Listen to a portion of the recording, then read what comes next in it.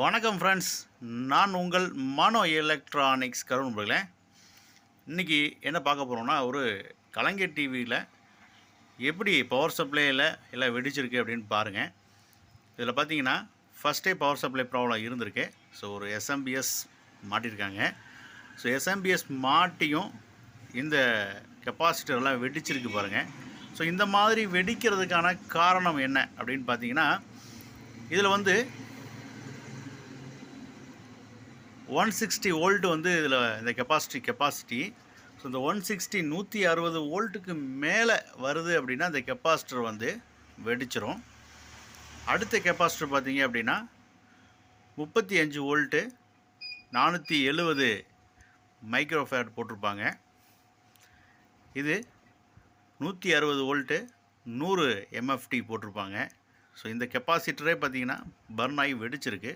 இதற்கு காரணம் என்ன அப்படின்னா, உங்களுக்கு பவர் சப்ளையில் வோல்ட்டு அதிகமாக வந்திருக்கு. அதாவது 160 வோல்ட்டுக்கு மேலே வந்திருக்கனால இந்த பவர் சப்ளை ப்ராப்ளம் வந்திருக்கு.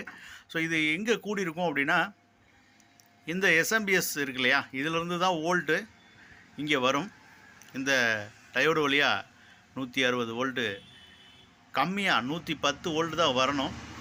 மீதி 40 வோல்ட் வராது. 110 வோல்ட்டு 20 வோல்ட் வரலாம். அதுக்கு மேலே வந்துச்சு அப்படின்னா இந்த கெப்பாசிட்டர் வந்து வெடிச்சிடும் நண்பர்களே. அப்போ இந்த எஸ்எம்பிஎஸ் வந்து ஃபால்ட் ஆகிருக்கணும்.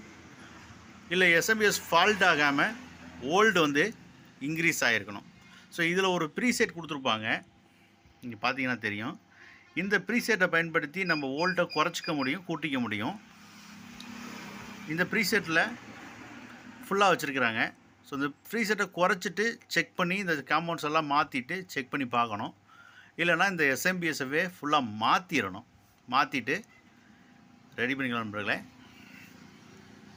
இந்த மாதிரி ப்ராப்ளம் இருந்துச்சு அப்படின்னா ஸ்டெப் பை ஸ்டெப்பாக பார்த்தோம்னா ஈஸியாக சால்வ் பண்ணிடலாம். தொடர்ந்து நம்ம வீடியோவை பார்ப்பதற்கு சப்ஸ்கிரைப் பண்ணிக்கிங்க. தேங்க்யூ நண்பர்களே.